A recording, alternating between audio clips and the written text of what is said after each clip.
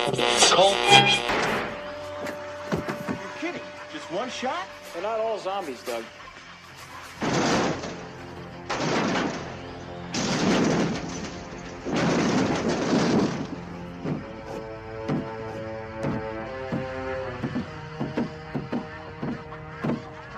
How do you fight this thing? Maybe we could drown it in A1 sauce. Well, sometimes that is better. The person you put up there ain't the person that comes back. It's a dance song to get down with. About 6 feet under. Get down. Ooh, I love this song.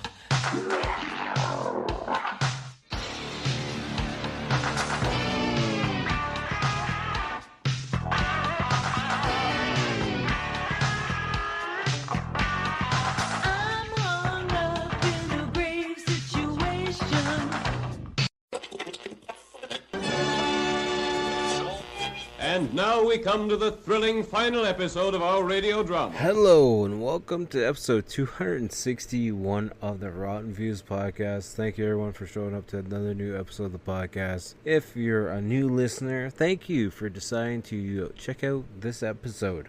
You must be a fan of bad movies.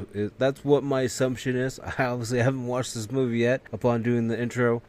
This is a blind watch for me, first time watch on Tubi. I don't know really too much about this movie, so it could be a bad movie, it could be a really good movie, so don't feel like I'm insulting you if I'm saying you like bad movies. I love bad movies, so that's just me, but if you're a returning listener, thank you for coming back each and every single week to a new episode. This is kind of crazy, to be honest with you. This is the third night in a row that I've recorded a new episode of the podcast, and I'm feeling great about it. I've got to say, doing this podcast and just sitting down and watch movies and checking out movies I've never seen before, actually it helps. It gives me a different feeling.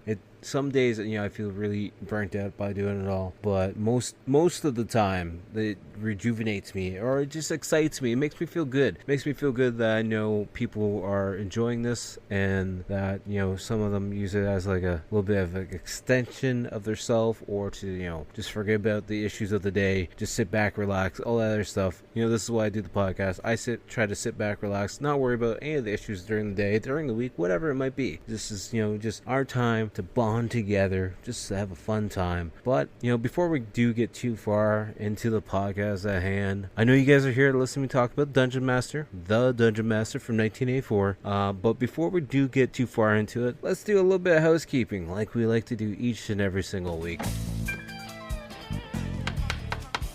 Housekeeping? Don't think you're sleeping. Housekeeping? Could you come back in an hour? Housekeeping, you want towel? More towels. Need sleepy. Housekeeping, you want mint for pillow? Please go away. Let me sleep for the love of God. As always, if you want to help out the podcast and help grow the podcast, all you gotta do is hit that share button. I've seen the share counts go up. I've seen the analytics going up. I don't know what I've been doing lately, but I appreciate you guys for supporting it so much. I think in the last 7 days we got another, from the last episode, we're up to, I think, 500 some new listens in 7 days or something like that. I'm not sure the exact number off the top of my head. Just the fact that many people, or I'm sure there's a couple people that are probably just binging episodes, and I appreciate that. I see the follower count going up on Spotify as well, so appreciate that. And if you're on Spotify, feel free to give it a star review. Give it a star rating. You can give it a 5-star, 4-star, whatever star you want. If you want to give it a 1-star, that's fine too. We'll have like a GTA Online race or something, and I'll smoke you out. We'll have GTA rules on. That way I can shoot out your tires if you start beating me. And hopefully you'll just crash and your car will blow up, and then you have to restart the race. In GTA, not in real life. Not, okay, don't try to cancel me. It's just all GTA content, GTA talk. Nothing serious. If you're on Apple, feel free to leave a review. If you're on CastBox, I'm not sure if there's a review system. There's a bunch of other podcast platforms on there as well. If there's any review systems, feel free to leave a review. And something I noticed today upon doing a little search of the podcast, apparently there's the podcast is on IMDb as well. I don't know why. I don't know how. It's got the catalog of all my episodes. It doesn't have any of the images, though, or any of the descriptions. So I think I might look into logging into that and claiming that and getting all that work transferred over. I've never seen a IMDb have podcasts before, so I'm not sure if this is something new they've done. I'm not sure if it's with my hosting service, if they're just like transferring that over. I'm assuming if that was the case, they probably transfer over all the information and not just each episode by the title, and that's pretty much it. But with that being said, if you guys could, depending on whatever podcast platform you listen on, just hit that share button. That share button helps out a lot. Helps it get to new eyes and ears. I mean, for the eye content, it's essentially the YouTube channel. But we'll get to that in a second. If you want to support me in all my other works, make sure to follow me on all social media accounts at Typhus10. Links are all down below in the description. But you can find me on TikTok, Threads, X, Twitter, whatever you want to call it. Instagram and Facebook being the main things. But the big main thing that we got is that YouTube channel where we do the weekly game video every single Wednesday. I got old episodes of the podcast dropping every single Monday. I have very short videos over there as well, community posts, and we do live streams. Taking a little bit of time off of doing live streams because I'm actually working on my art setup right now. So we got another camera set up. I got another tripod. We got another ring light. So we're getting it all set up so it's going to be good. I think I might do some more art streams rather than gaming streams, but we're gonna, do both at the same time, just depending on whatever you guys want. I know a lot of people have been asking about art streams, so I really gotta get going on those. And speaking of artwork, if you guys haven't checked it out, make sure it's in the short tab as well as the community posts and on Instagram. Check out my lunchbox series that I do for my daughter. It's on a little bit of hiatus because she's home with me for the week, but with that being said, once she's back in school, it's going to be a daily thing. And actually, I have 3 weeks worth of drawings ahead of time already done. So I'm feeling pretty good about that. We got some How to Train Dragons drawings coming up for the first week. And then the other 2 weeks are just SpongeBob related characters because she's in a SpongeBob kick. And she also wants some more Stitch characters, which is fine because there's only like 600 and some experiments. So that's fine. I guess I can draw them all at this point. Maybe. Who knows? We'll wait and see how that goes. And the last thing we're going to promote, the last thing I want to shell out to you guys, whatever the term is, make sure to check out the CWC, Canadian Wrestling Championship page. We have a Facebook page as well as an Instagram page where we have wrestling content and more new news about the promotion because like I said, I've been doing 3 days worth of podcasts, but I will be hopefully taking tomorrow to do some more wrestling content, so we'll get that all scheduled out as well. And feeling pretty good about everything. So my silly brain upon picking this movie, if you guys are a first-time listener, what I like to do with each and every single podcast episode, I talk about a movie from start to finish and hit all the points in between that interest me. Obviously, I don't know anything about this movie other than the title. I know it's Charles Band related, and I read the description, but not really picked up on the description because this movie has 7 writers and 7 directors. What I like to do is talk about the directors and the writers. So the segment coming up is going to be a little bit longer than usual, but that's okay. But yeah, this movie is a horror sci-fi movie for an hour and 16 minutes from 1984. The Dungeonmaster has a 4.6 out of 10 on IMDb. It's got a big old 18% on Rotten Tomatoes and a 2.7 out of 5 on Letterboxd. 81% of Google users have enjoyed this film. Initial release date was August 24th, 1984. I wonder, did I do this one for my On This Day in Horror posting? I don't know if I did or not. I have to double check. Maybe I did. That's also another segment that you guys can check out on the Rotten Views Instagram page. Links are down below. Sorry I didn't mention that one. I kind of forget about it every now and then, to be honest with you guys. This is distributed by Empire International Pictures, which came before the Full Moon Productions, so it's a Charles Band related thing. The description as read on IMDb. A demonic wizard challenges a modern day computer programmer to a battle of technology versus sorcery, with the programmer's girlfriend as the prize. So now we get to that fun point where we're going to start talking about the directors. We're not going to talk a lot about them, but we're going to mention them, of course, because that's what we got to do for the podcast. So here I thought there was only 7 directors, but there's apparently 8 directors, and I'm not sure why, because it's supposed to be 7 stories, but that's besides the point. The first director that we're going to talk about is David Allen.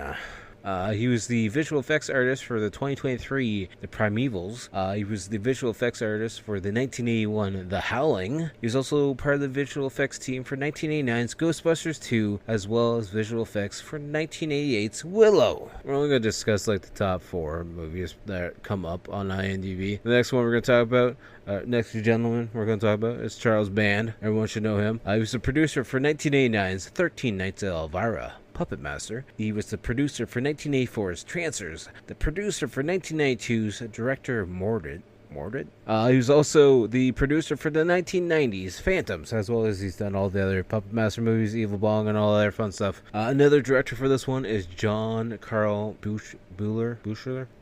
I butchered that last name. I know how to say that, and I just can't say it right.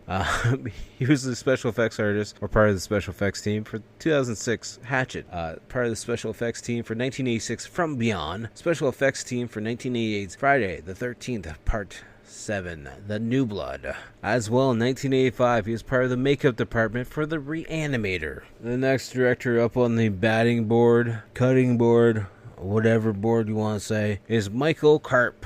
He's part of the visual effects team for 2012's The Hunger Games, part of the visual effects team for 2000's X-Men, part of the visual effects team for 1987's RoboCop, as well as part of the visual effects team for 1997's The Fifth Element. The next director up is Peter Manugan?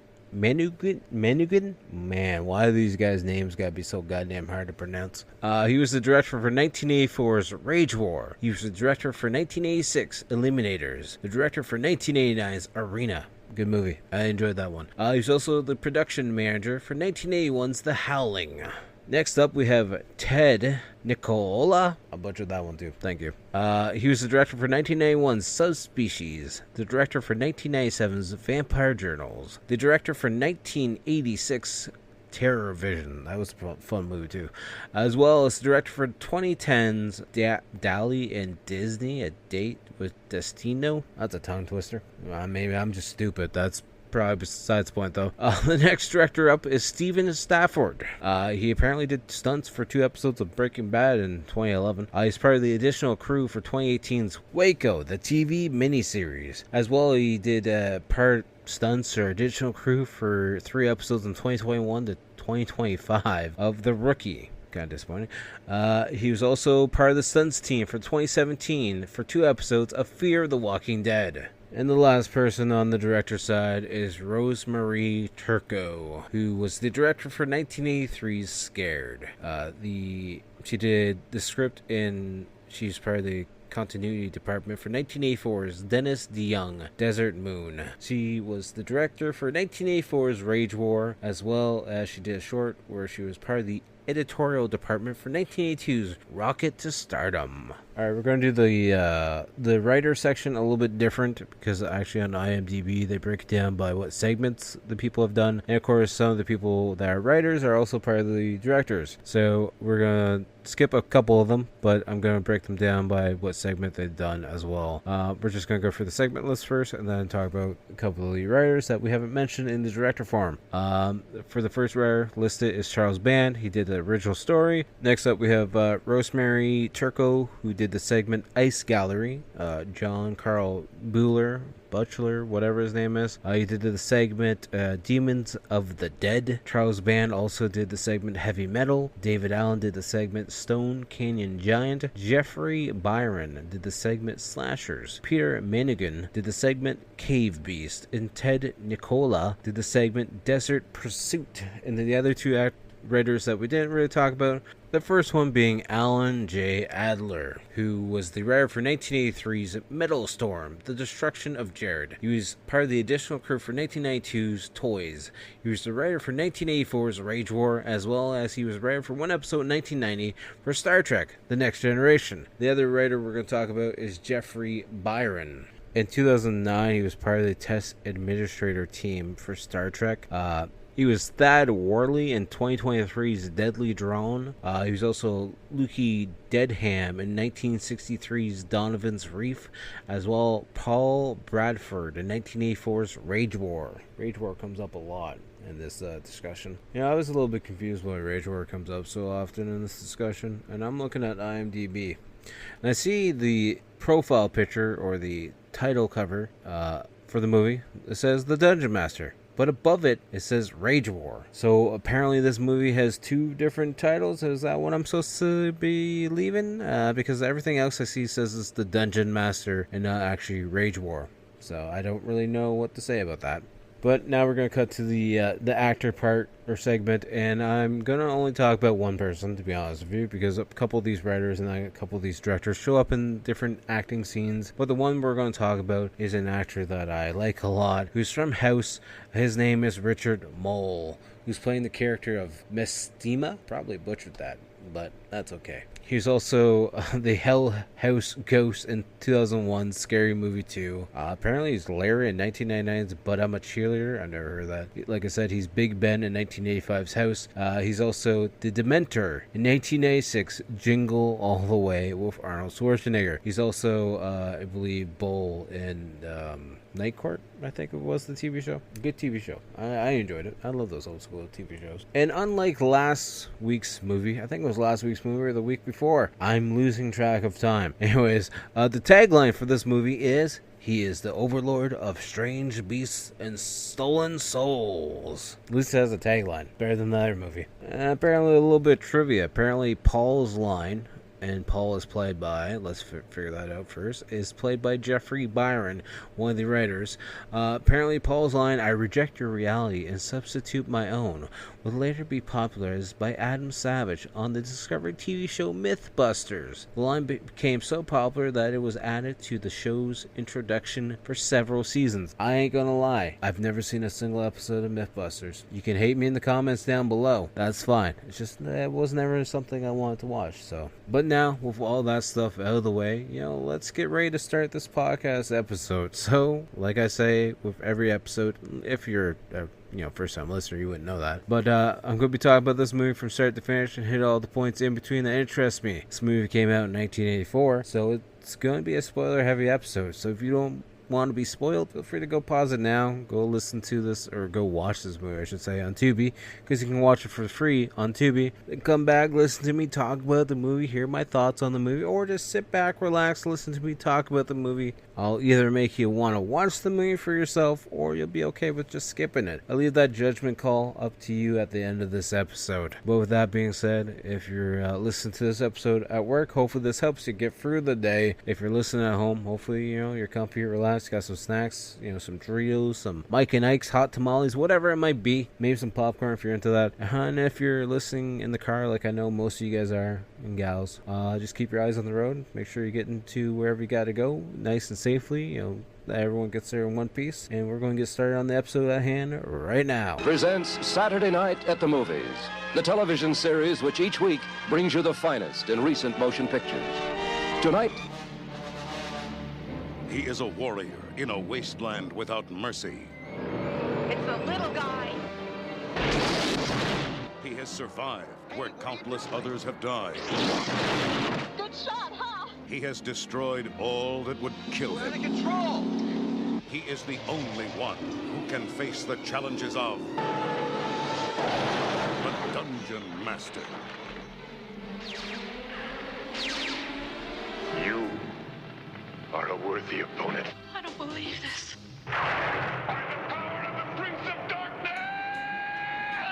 I dub thee Excalibrates. Discover the secret of the Statue of Stone.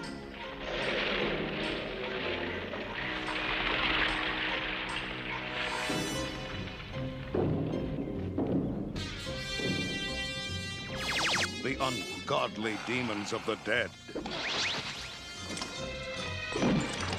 The trap of rat spit, the slime boy. I am Rat Spit, caretaker of the dead.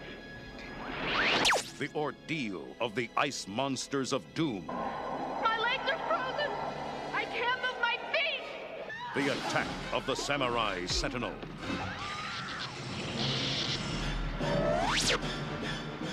The treachery of the monster of good and evil. A warrior trapped in a timeless void, locked in mortal combat against the overlord to the agonies of strange beasts and lost souls. Prepare for the end. The Dungeonmaster. Rated PG-13. So we got our movie starting out. There's no intro credits yet. We just cut to a guy in a bed. It looks like in some kind of space ship or some kind of space environment, and he's hooked up by the wrist and the head, and he's just waking up, and he's looking all confused, not sure what's going on. But then we do see a girl, and I'm assuming this is Gina Calabrese, who's playing the girl in Dream. But I'm assuming this is Girl in Dream because this segment, he gets out of bed and starts running after her, and everything is in slow-mo, so I'm assuming it's a dream segment. Anyways, this dream segment, the music all happy, and the guy's chasing the lady around this weird-looking compound. Anyways, she goes through this alley walkway that's in like the basement or the lower floor of the building, and then the music just starts to get more intense and faster and upbeating, and then next thing you know, she takes a right turn and she's on the other side of this barred like jail cell looking area, and she just takes off down the hallway as it's filling with smoke. And I'm assuming this guy is Paul, and of course, it wouldn't be an 80s movie if she's not undressing and showing him everything, and he's running right for it. I assume it's Paul, Jeffrey Byron's, because he's like the top billed IMDb cast member. And the picture that it shows of him on IMDb, he's an older gentleman now, so I think it's the same guy. It looks like the same guy. From the few shots of his face I've seen so far, now we're just seeing a lot of side boob at the moment. And it's not his side boob. It's hers. But anyways, then she's just staring off into space by the looks of it. Then as he's getting ready to give her a good old pounding, this door opens up, the red light comes peering through it, and these weird space-looking creatures come out.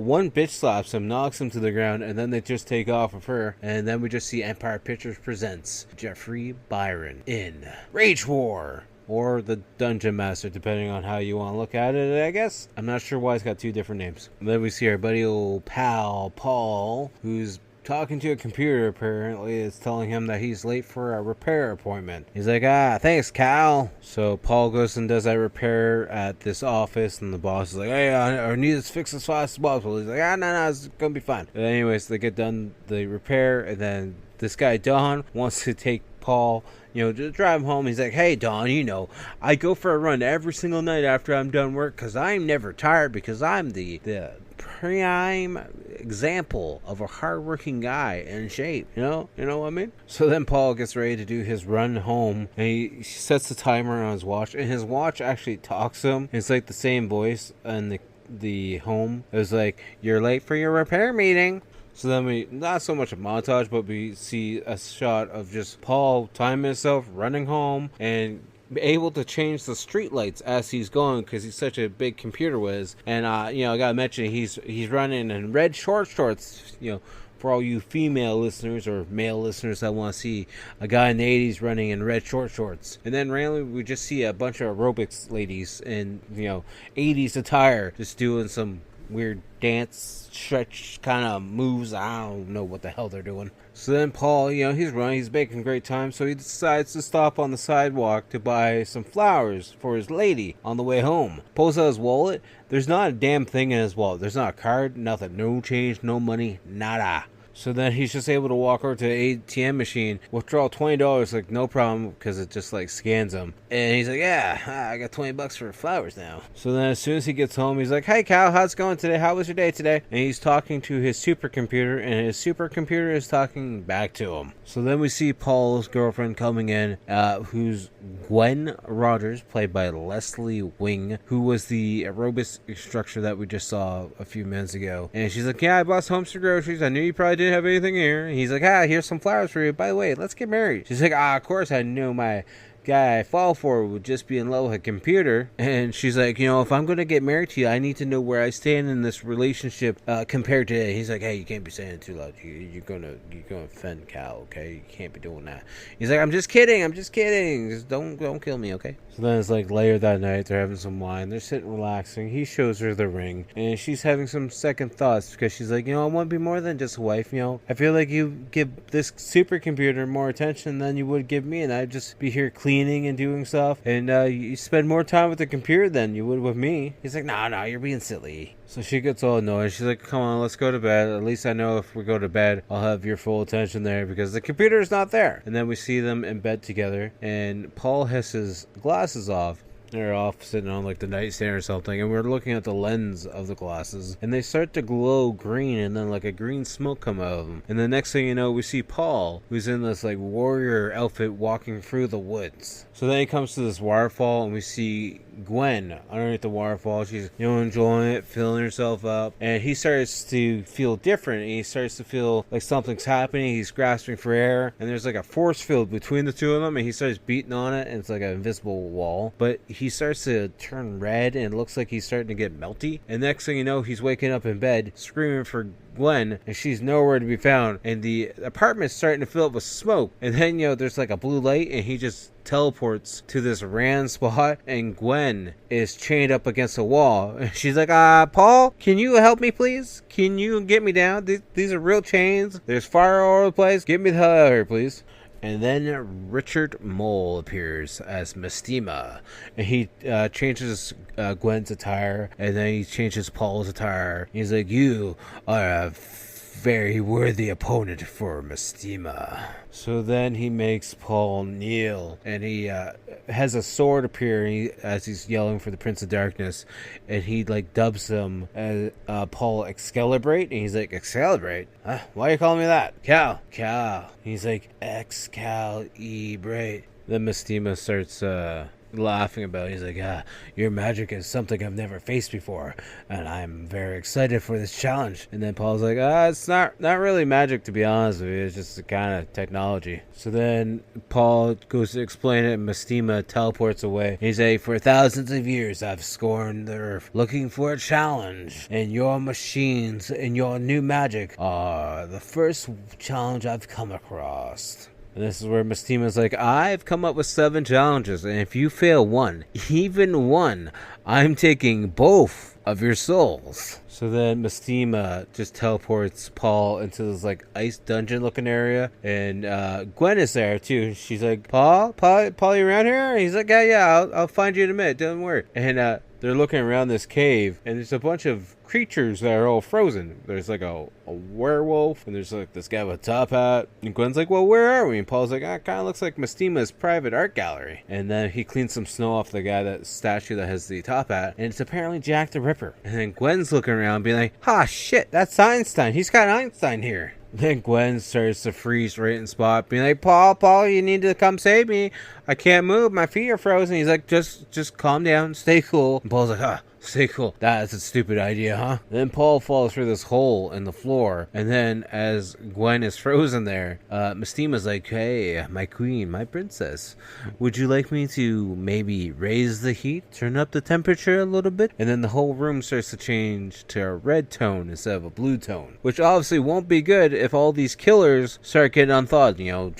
Jack the Ripper, the werewolf, the guillotine guy, the executioner guy with the big old school executioner guy. Probably not going to be a good time for her. So now that Gwen is unthawed, she's walking around a little bit, and then the guillotine blade goes down and chops the guy's head off, and then she gets grabbed by Jack the Ripper, and then we see a bunch of other people starting to move, and then the werewolf kind of moves his head a little bit, and then Paul crawls through this crawl space, and there's a samurai sitting at the end of the hole waiting for him, and almost chops his head off. Well, then Paul starts typing on his forearm because that's part where Cal is, and he's able to electrocute the samurai guy. Then he picks up a rock and knocks out Jack the Ripper in time before he, decides to slit Gwen's throat almost. So then randomly Paul grabs the ice crystal out of Einstein's hand and just throws it down on the ground, and like a bomb goes off, and the next thing you know, we see Paul waking up in a different room altogether. So that's challenge 1 down, because then Mestima's like, your skills are very good, Excalibrate.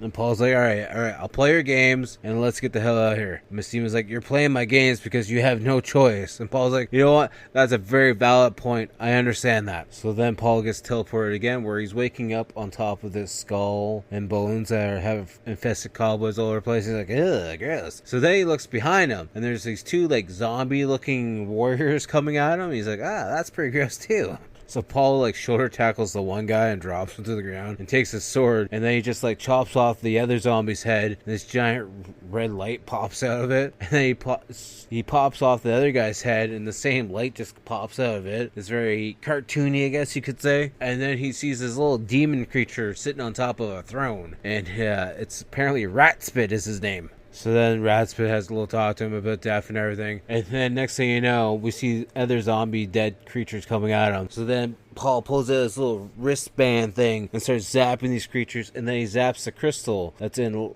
Ratspit's walking staff, I guess. So then apparently that challenge is done. And Paul's like, so I beat your challenge. Can I get out of here now? So then this other zombie creature appears, and Ratspit's like, gaze upon it. This is what you're going to look like once you get beat by Mestima. So then Paul is staring at the zombie version of himself, and just like that, he makes the zombie version of him disappear, and Ratspit's like, hey, how'd you do that? Where'd it go? So then Mestima pulls Paul out of that challenge because he beat that challenge too. So it's like, all right, challenge number 2 is done. So now we're back in the lobby loading area where Mestima's deciding to fill up Gwen, and that's pissing Paul off. But then as Mestima's hand gets closer to Gwen's face, she literally bites his finger, and he gets all pissed off. And then Paul's like, I'm going to shoot you with my wrist blaster that has Cal.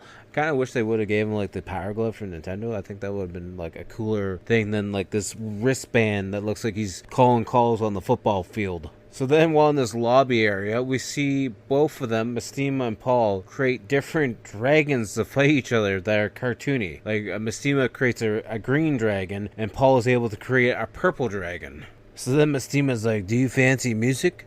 I made this music myself. And then Mestima and Paul have a music battle together. Then the next thing we know, we see Paul getting teleported to this heavy metal looking bar where a bunch of music's playing. We got a bunch of like hair metal people, goths, people having some good times. And then we see Gwen is dressed all in black with a black sack over her head, and she's chained up against a wall. So this is the heavy metal segment, and the singer is actually Wasp frontman Blackie Lawless, who's performing in the movie. I knew the voice sounded familiar, but I've never actually looked at the band Wasp before. I've listened to Wasp a lot. I've never actually looked at what the members look like. So I'm like, man, this guy looks familiar, and the sound's definitely familiar. So a little fact checking, Wasp is in the movie, so that's pretty cool.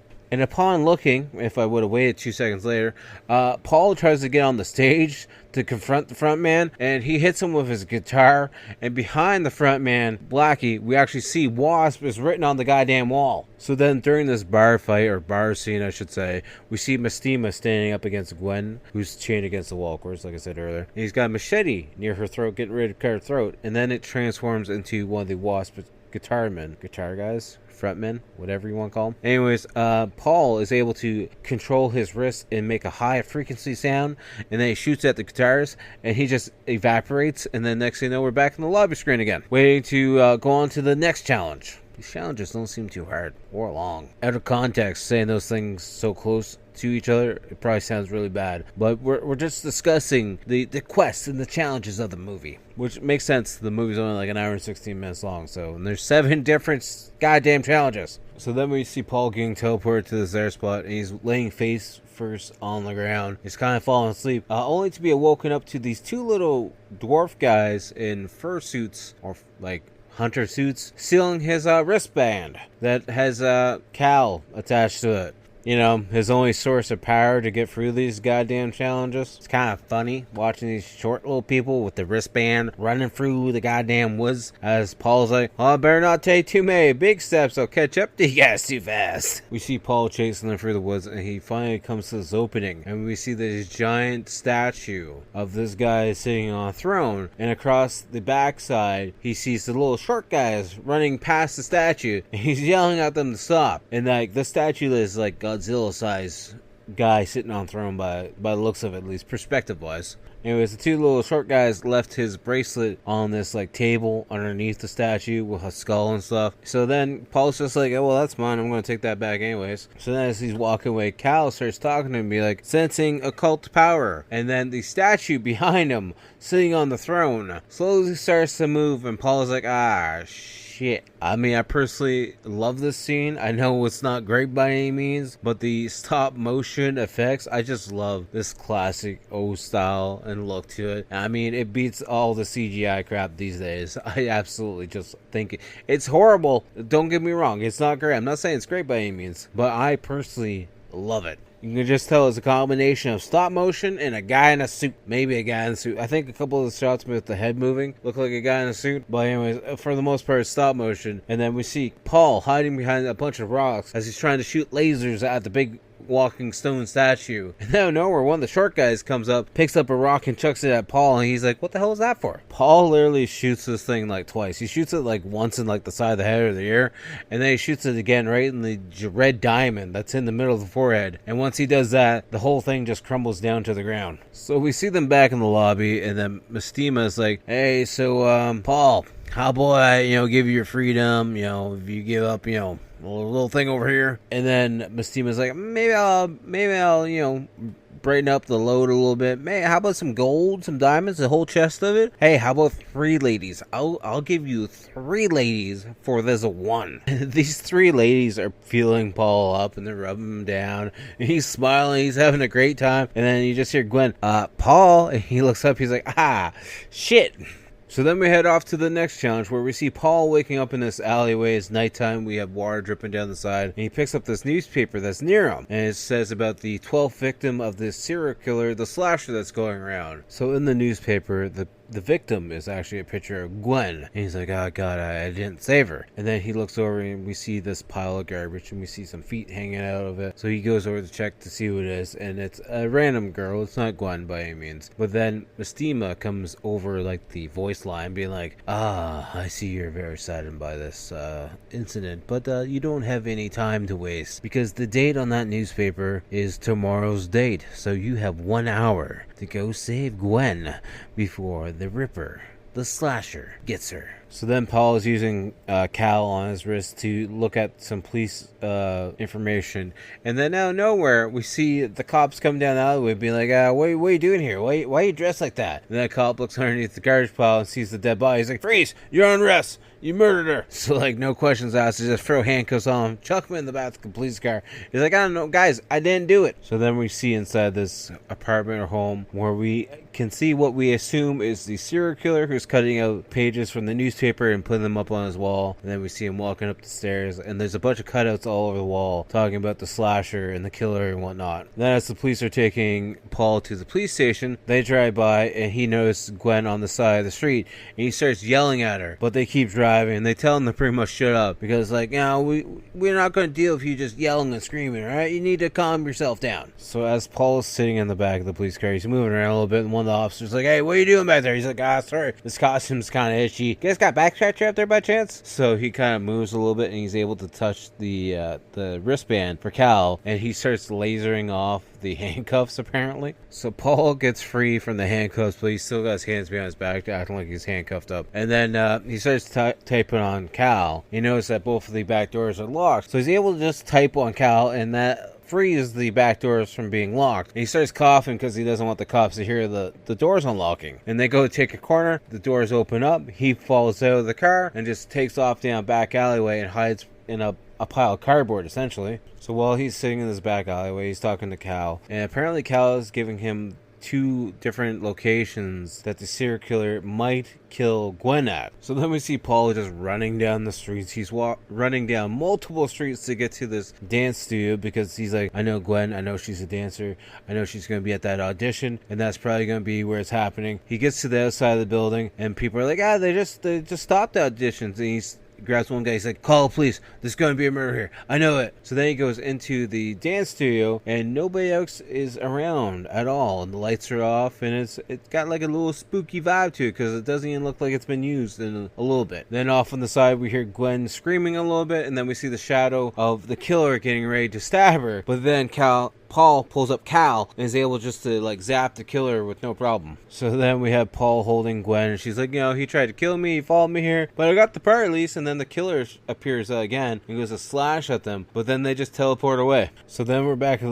the lobby. I'm gonna keep calling it the lobby because it's like your pre-game lobby, and Gwen's like, there's gotta be more to it. If he really wanted to, he could have just zapped us. And then Mistima's like, zapped? What's that mean? I don't know. I've never heard that word before. And Paul's like, it's a magic word. So if I would just zap you right now, and Mistima kind of like steps back, being like, oh, what's that? He's like, I don't really appreciate you trying to make a fool of me. So then Paul gets teleported to his next challenge, and then we're outside this cave, and we hear Gwen's voice inside the cave being like, Paul. Paul's lying down this cave, and it's all red. There's fire inside of it. There's smoke all over the place. He's like, nah, not today, Mistima. So then Gwen keeps calling for him. He's like, fine, I'll go in the goddamn cave then. Inside this cave, we see these like cave demon looking creatures that keep kind of poking around like the side of the corners and being like, wonder what this guy's doing. So then we see the demon creature standing by like the crystals. He's like, so this is the challenge. I won't even need that computer for this. I'm just going to chuck rocks at it and hope for the best. So then Paul does use the computer because he's trying to figure out the ricochet pattern. So if he chucks the rock in a certain spot, how it's going to strike the spot that he wants it to strike. And it's literally not even Paul that does it. It's the monster throws a crystal and light beams go all over the place for the third time. And it hits this one spot of rocks, and the rocks all fall on the demon creature. And Paul's like, that's how that works. And then Paul walks over to where the rock pile fell. We see the demon creature there. And then it transforms into like an angel version of Gwen, being like, you would have just won if you just walked away from the cave. And Paul's like, sorry, I just, is there anything I could do to help? And then we cut back to the lobby, and for some reason, Mistima is talking about a story when he was a lad, and they found a cat, and they cover it in coal tar for whatever reason. Oh, he's also sitting at a throne while stroking and petting a cat, looking like, Mr. Dr. Evil from Inspector Gadget? So then Paul decides to piss off Mistima. He's like, you have no heart, you got no soul. That's why you're bored. Your immortality is your own personal hell because you have nothing to live for. And then we see them teleport to this airplane, like, junkyard area. So then Paul starts joking with Gwen, being like, hey, at least you're not still chained to that rock, Yeah, also, nice outfit. He's like, Mistima clothing, 101, I guess. So then Cal is saying that some military enforcements are coming, and then we see these two Mad Max looking vehicles show up, and there's like 3 full-size guys and then 1 little dwarf guy. I'm not sure what the proper term is. He's a short guy. So those guys all come at them with guns, and Paul's like, hey, can you guys show us the way to the hotel by chance? And they just hit him in the face and knock him out. And then they rip off the Cal wristband. So we see Cal is in laser mode still. So then Paul is giving him coordinates, and he makes Cal shoot all 3 of the big guys, because the small guy was getting pissed off because he wanted to steal the laser wristband, and the big guy, one of the big guys, hits him in the head, and he just gets all pissed off and runs away into his car and drives away. And then we see Paul and Gwen in one of the rebel cars taking off for the desert, and Gwen's like, do you know where you're going? He's like, yeah, the hotel, I guess. I don't know. And then as they're racing through the desert, Gwen looks out the back of the car and she's like, oh no, the little guy's back. So then she grabs this giant gun out of the car and starts shooting at the little guy that's chasing them.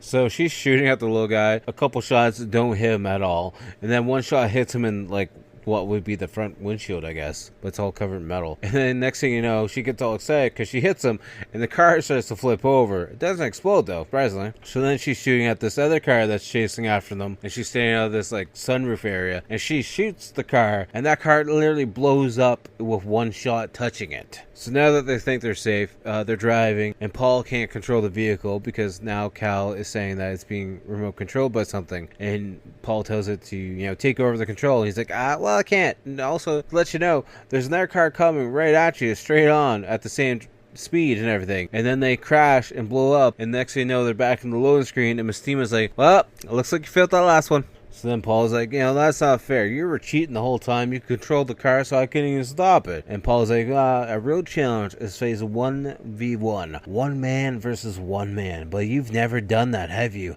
You've never faced someone 1-on-1, have you? So then Paul's like, I, Excalibur, challenge you. 1 man versus 1 man. No magic, no tricks. That's the real excitement you want. The real fight you want. And Gwen's like, what are you doing, Paul? He's a freaking giant. You're not going to be able to win this. It's like, thanks for the vote of confidence, Gwen. Thank you. So then we see Mestima and Paul fighting, and they start rolling around the ground, and then we see Paul like trying to choke out Mestima and push him off this cliff, and then down below we just see a bunch of fire and lava and darkness. Well, not really darkness because everything's freaking red in this scene, but then Mestima tries to cheat a little bit, and Paul can definitely sense it because he's like mumbling to the ground below him. But then Mestima falls off the cliff, and then we see Paul, I guess he's kind of falling off the cliff, and then he yells for Cal, and Cal sends out this like energy beam, and he's able to use it to climb back up off the cliff, and then go save Gwen.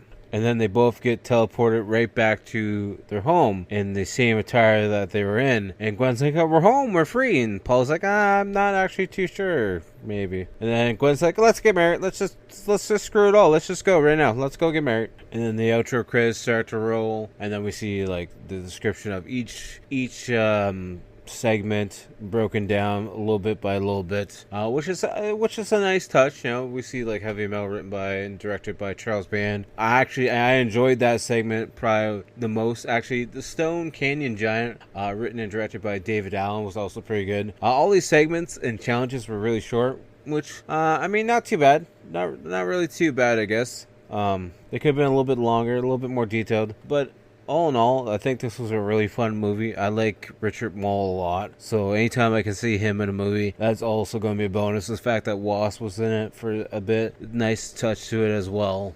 And, you know, it's nothing amazing acting-wise. Like I said, the challenges are a little bit short, but then again, the movie's like an hour and 16 minutes, and there's 7 different challenges to do, and like there was the intro and the outro and whatnot. So it makes sense. On the Rotten scale, out of 10, I'm going to give this one a 7.5. I enjoyed this movie a lot, and I would actually watch it again. I enjoyed it that much. I thought it was pretty fun. Nothing like super crazy by any means, but I enjoyed it. We're now at that point in time where we're going to pick what we're going to be watching next week. This one's going to be another blind watch from Tubi. It was actually recommended next after watching this movie. This one is from 1993. It's a sci-fi action movie for an hour and 12-minute runtime, which, you know, these fast runtimes, they get through the episodes so goddamn easy. I enjoy it. But we're going to watch for the first time ever Robot Wars, directed by Albert Band. I wonder if he's related to Charles Band. Description as we're on Tubi: gigantic fighting robots are the last remaining superpower in a post-apocalyptic world where outlaws will stop at nothing to wield their might. I was reading the description, then the movie started to play.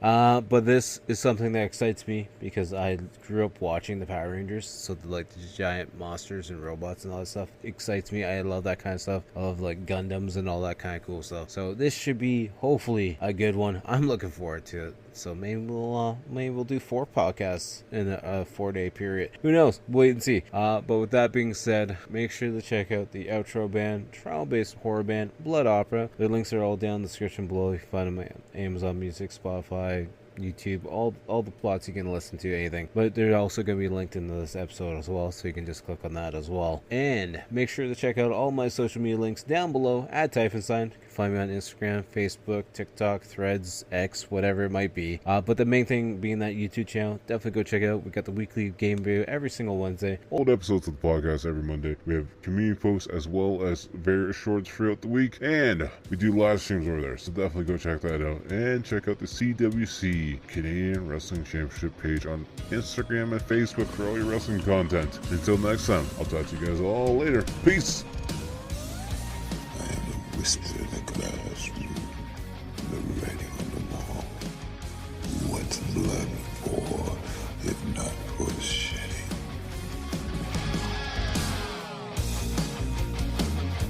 You used to play that childhood game, didn't you?